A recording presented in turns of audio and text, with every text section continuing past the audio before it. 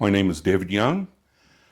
I was born in Exeter, and I've lived in Farmersville from 1957 to about 1986. Then I moved to Visalia.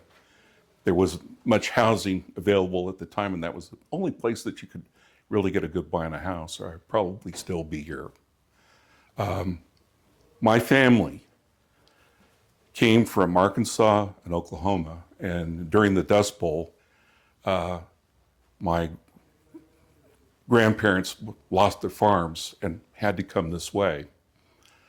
The best way to describe what the family was like was, if you've ever seen the movie The Grapes of Wrath, that was almost the story of the family coming here, is that my mom would tell me stories about riding on a water can in a car with about 10 people on it, and her brothers were hanging on to the side of the car, riding on the running boards all the way from Oklahoma.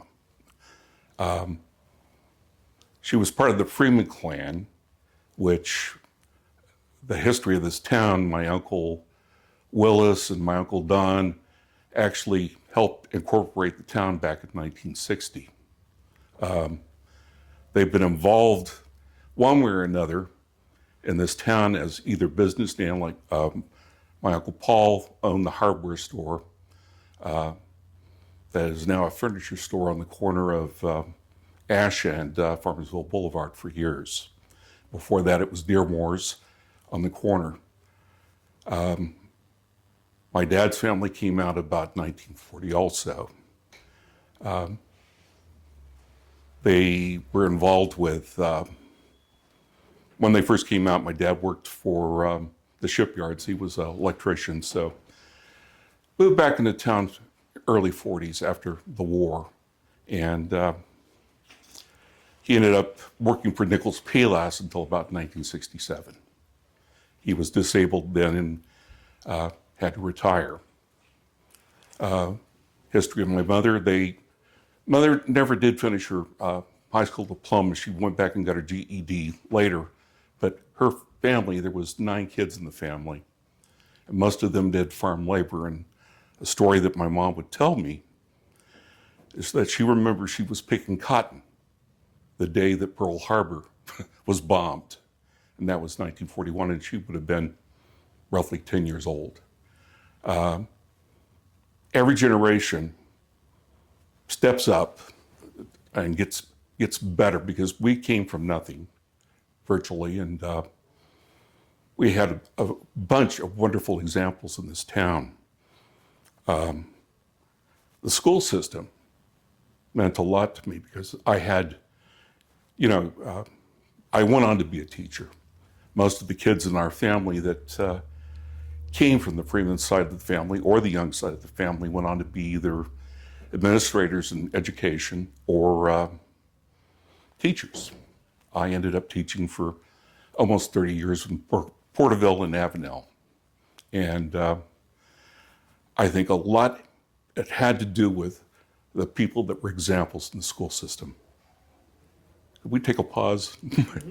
I need a drink of water. My mouth is absolutely gone dry all of a sudden. And then, did you go to school here at Farmersville? Oh. And if you could go ahead and talk about what did it look like getting up early in the morning? Did you walk? Did you ride a bike? What school did you go to? Did you go to Hester and Snowden? What grade levels were at that time? And then, what did you do afterwards? And then but our focus is going to be the town of Farmersville and what you saw during that time. Okay, if you're ready to go. Okay, in 3, 2, 1. Growing up in this town, I lived on Cosner Street all my life in this town, whether it was past Rose Street to the west or Rose Street to the east. My mother passed away in 2014, so our family house was there on the corner for over 60 years. So getting to school in the morning, simple walk. Hester School for the first 4 years of my school career, and then Snowden School. And of course, most of it, back in the old days, we walked every place. You didn't think twice about walking any place in this town. It was so safe.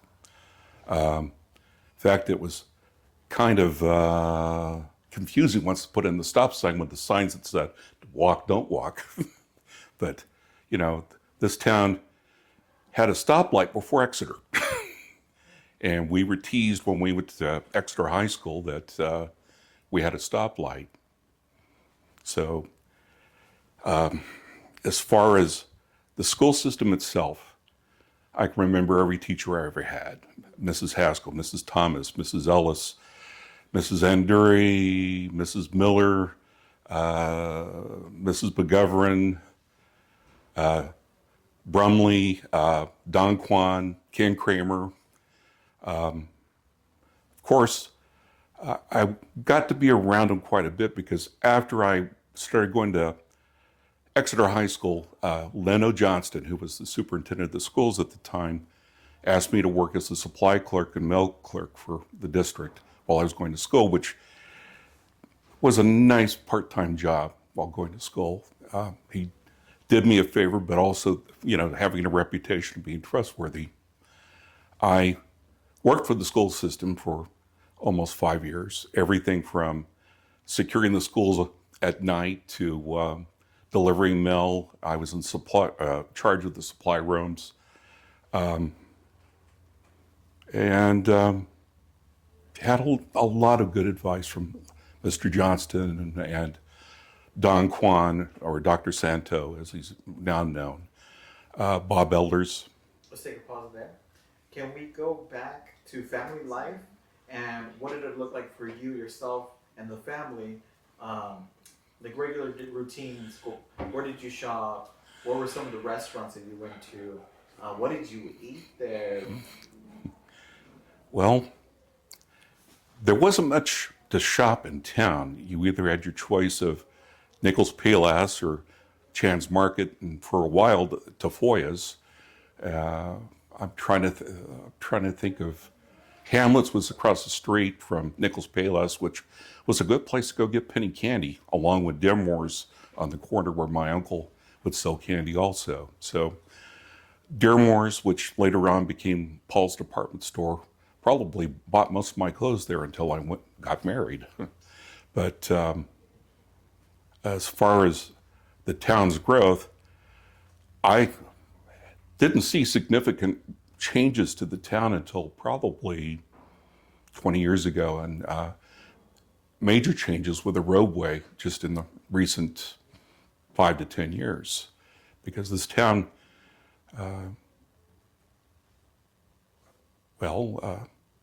First Bank, Farmers State Bank that went into town here, I was a shareholder and kept being bought out until the point where I lost all my shares, but that was okay because I had free banking and I still do there, so can't complain, but I still do my banking in town here. But as far as the change in the town, I don't think it's really changed that much. It's still a friendly place. I'm pleased the fact that they've got their own high school. It was difficult going to Exeter because, I always kind of felt like a second-class citizen being from Farmersville. Being put down, being parents from Oklahoma and Arkansas, I had teachers that would call us Okies. And I didn't think much about it at the time, but it would probably not be an appropriate thing to do now. And being in education like I've been for 30 years, or had been for 30 years, there was a lot of bullying in Exeter, but I'm thankful that they've got the high school here where the kids have their own identity. That was the other thing, is we never had a feeling of being from Farmersville there, or, part of Exeter. Oh boy, train of thought here. Want to take a pause right here? Let's take a pause. In 3, 2, 1, let's go. Town was to the point where I don't think there was enough phone lines to have private lines for years. And we were on a party line for years with the Millers, Larry Miller's family. Kathy talked all the time, so it was very almost impossible to make a phone call most of the time. But most people don't think about party lines these days and the different rings. And I think phone numbers were pretty limited back then, too. My parents' phone number was 5944333. My Aunt Lear's phone number was 5944332. The church's number was 5944330. So that tells you where we're going. And I think Michael Don's was 5944331. So I'm not sure how many phone lines there were, and I'm not sure what the expense was at the time, but it's probably one of those expenses. I know that people would come and use the phone back in the early 60s at our house. Not everybody had a phone. I grew up and went to the church, the Methodist Church in Farmersville, which is now the church down, for the community. I was the caretaker for a couple of years of doing the yard work there, and I would have to climb up into the steeple to repair the bell. The bell would drop the ball once in a while, and I'd have to go up and repair it. But the church was a very good church to go to. A lot of the farmers from the local areas, the Walls, the Knowles, the Sims, and I could go down the line, the Wilkinsons, were all members of that church. And the one that made a big difference in my life was a teacher that worked for Farmersville schools during the 40s, and her name was Elizabeth Avery, which the street is now named after. That's in front of the Boys and Girls Club, where the church used to stand. Her family donated that property years ago when they moved the church from across the street, which was across the street from Snowden School, I believe.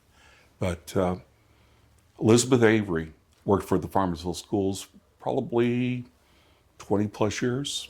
She was my mother's teacher. She was a fine example, very Christian lady.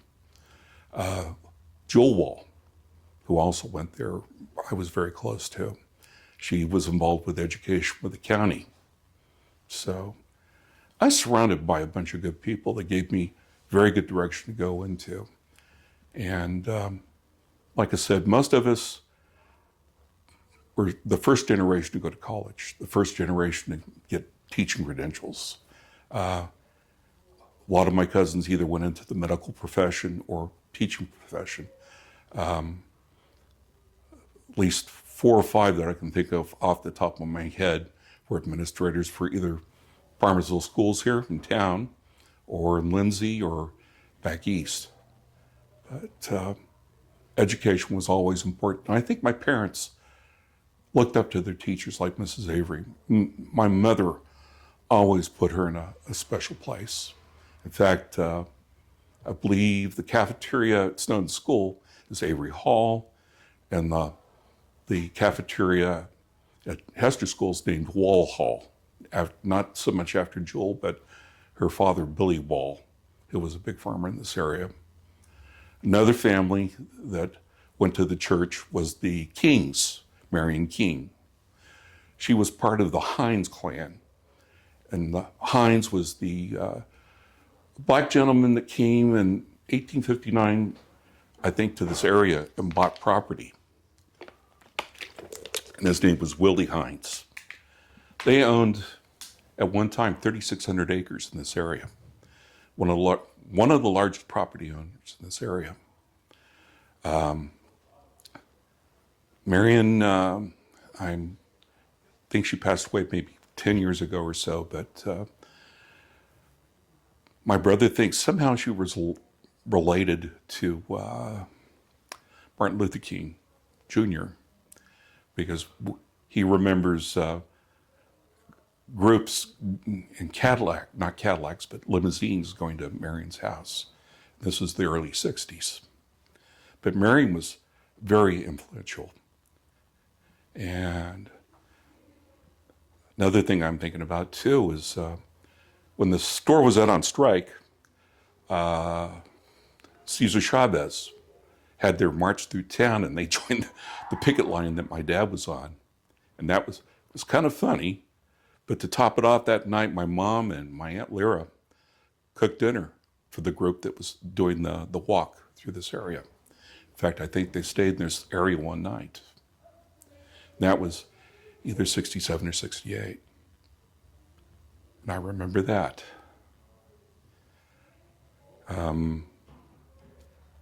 Years later, we were traveling back to Arkansas to visit relatives, and we pulled into a gas station. I believe it was Arizona. And a big group of Cadillacs and limousines pulled in, and it was Martin Luther King at the same gas station that we were getting gas at. And I remember that to this day. Of course, that was in Farmersville, but this town has got a lot of history, especially with civil rights. Marion was very elegant and very, not so much her, but her relatives were engaged with politics in California at that time. In fact, the Hines family came from San Francisco and very prominent there. Her uncle, I'm trying to think of Terrell, let's see, what was his name? Anyway, he was an architect that retired and moved to be with his sister, which was Mrs. Hines. I'm trying to think of anything else I've left out.